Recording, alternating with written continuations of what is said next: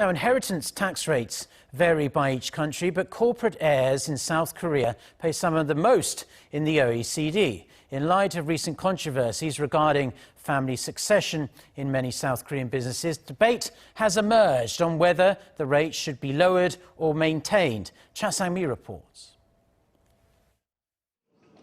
The so-called silver spoon effect, a lifelong advantage given to children of affluent families, is something that's often looked down upon, particularly by people in Korea.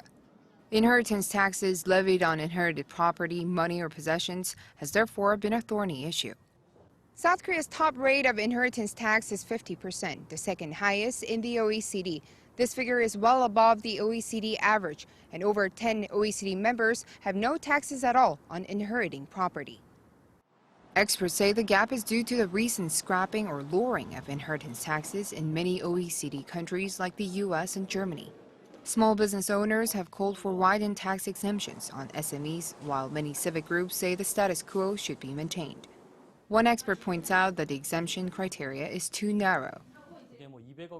Exemptions for business heirs only apply to an estate worth between 17.5 million to 44 million US dollars, and there are other strict requirements. Mr. Im says a rate between 25 to 30% would be most appropriate, in consideration of the OECD average of 26%. And for companies to avoid any backlash regarding these exemptions, he said the savings should be recirculated for the benefit of society through donations or job creation. Regarding concerns that a high tax burden on estates is detrimental to businesses, Professor Park says it's a misconception. It is misleading to say that there aren't many good companies here because of the high inheritance tax rate. Strong businesses are created first before issues on inheritance are ever dealt with.